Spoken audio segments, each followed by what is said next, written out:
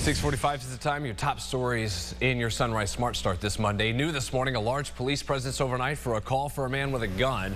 RPD says around midnight there was a fight between the man and woman who lived together on Fairbanks Street. The victim came outside when police got there. Then the man went out a short time after that. Police then discovered the gun was a realistic looking airsoft gun. The suspect is charged with criminal obstruction of breathing and harassment. The woman was not injured. And all clear this morning, business as usual this Monday following a phone call reporting what was believed to be a suspicious intruder with a gun at L3 Harris on Jefferson Road Sunday night in Henrietta. Dozens of deputies and state troopers responded, blocking off the entrances to the property and the parking lot. All employees accounted for. Authorities add no intruder or gunman was found at the site. Multiple agencies are investigating after a car crashed into a home and both caught fire. That happened around 4 Sunday morning on Glenwood Avenue. The car ran into a tree before it hit the house. 7 people inside the home did make it out safely before first responders arrived. The occupants inside the car ran away. The fire was quickly put out and the home has some minor exterior damage. A fire over the weekend left a firefighter getting treated at the hospital. Crews battled a big scene, a 3-alarm fire Saturday morning that left a home on Rosedale Street destroyed. The people there who live there were able to make it out safely, and the firefighter is out of the hospital. The cause of that fire remains under investigation. If you see some locks around your community that look like this, they have a much deeper meaning than you might think at first. People in the Lewis Street community handed them out over the weekend as part of their Lock Down the Violence event. The goal is for people to attach the locks to their fences elsewhere on their property as a symbol of commitment to stopping crime. The lock also serves as a reminder of loved ones lost.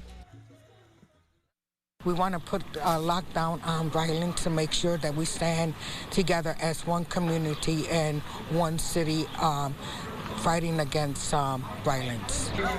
First responders also there Saturday for the event where they handed them out, something organizers say is crucial to building trust in the community. The Lewis Street Neighborhood Group will be having more of these events this summer aimed at creating solutions for violence.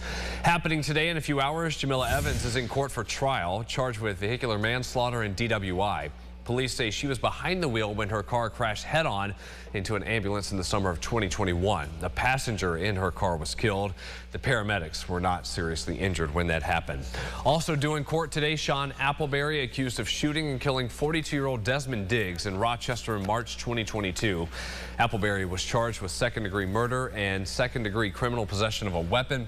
He's due in court this morning for what is on the docket as a decision hearing. This afternoon, there's another public hearing, this one online, for the proposed rate increases for the Thruway toll system. In December, the Thruway Authority Board of Directors authorized the start of the public process to go for a toll adjustment over the next couple of years. That meeting at 4 o'clock will be streamed. You can find links to that online coverage here at rochesterfirst.com. The FBI is helping the investigation into the cybersecurity attack at the U of R that left personal info for faculty, staff, and students at risk. We're told authorities still have not determined what specific personal details could be out there in jeopardy, but they're urging everyone in the university community to change the passwords and check their accounts for suspicious activity.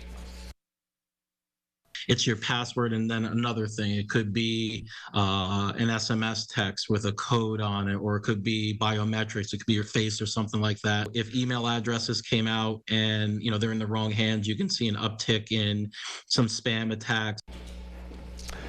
The IT department for the school says the cyber attack resulted from software vulnerability in a product provided by a third-party file transfer company. The U of R has also brought in an outside data forensic firm to help with the investigation.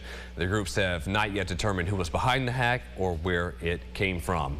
Sunrise traffic here, 6:49. Looking around the city, the only thing showing up as alerts, the ongoing construction projects, of course, some of the bigger ones out on the west side, 390 between Gates and Greece. There's been a lot of work there, and then some paving going on around the 490, 590 southbound split.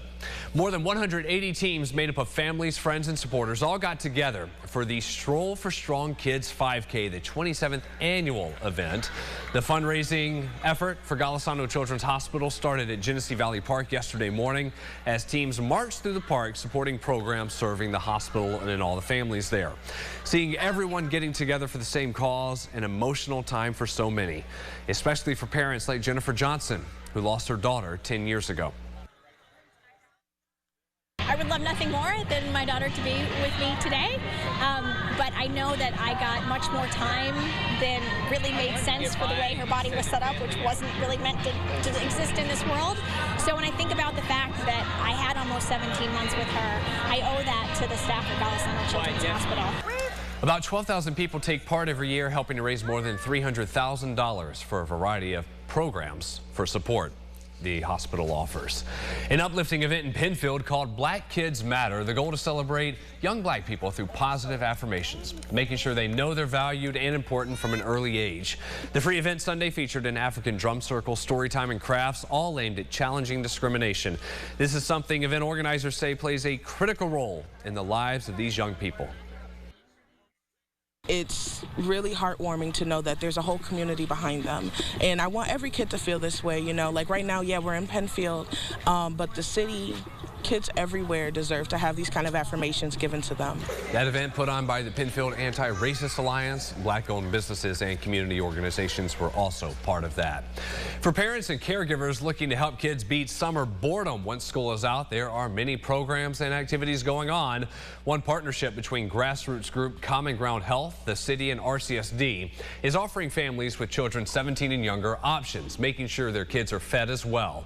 Students involved in the summer programs can visit the Phyllis Wheatley Library or our centers, which give kids a free meal every day.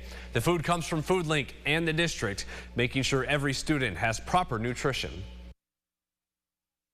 In order to learn, to grow, to thrive, a child needs to meet their basic needs, and food is one of those things. Most programs, if your child is participating in any sort of summer school opportunities, it is a summer meals location. Most day camps are also enrolled in the program. There are other summer programs outside the city as well. If you live in a neighboring district, you're urged to just contact your child's school to learn more about meals programs this summer.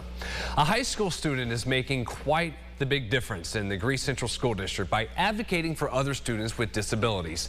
Jatira Marsh joins us in the studio with a story to explain how this will save lives. Jatira. Brennan, an Athena High School freshman by the name of Gianna Bisnet is responsible for her school becoming safer for all. Gianna is part of Empower Her Camp, which is a one-year mentoring program for young women with disabilities.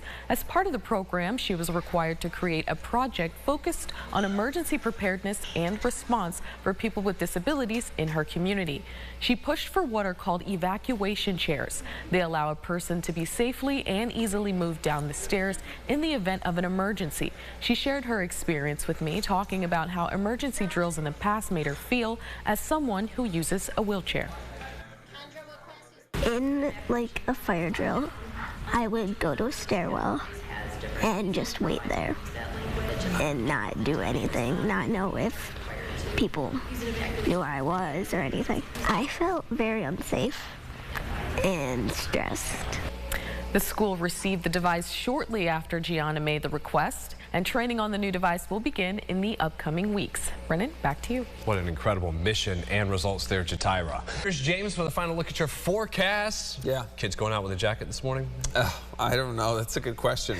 Maybe a hoodie. It is a little chilly out there. Numbers in the 40s for a lot of us. But the afternoon, you want a t-shirt and shorts. It'll be beautiful. Right. Should be a decent day. Mid-70s there. Yes, there is a bit of a haze, but no wildfires locally. They're about 500 miles to the north. They're spitting out that haze overhead. It's a nice school forecast for the next few days, as a lot of those schools without air conditioning are looking forward to lows in the 40s and highs in the 60s by the afternoon. I know, and we keep saying rain chances, but no deluge. You know, and yeah, right. And we keep putting them. I've got rain chances in there for tonight, but it's just maybe a sprinkle in Irondequoit, a shower in Greece. You know, just really light stuff, 1/10 of an inch or less. All right, thank you, James, and thank you for watching us here at Sunrise. We'll see you back here at 7:25.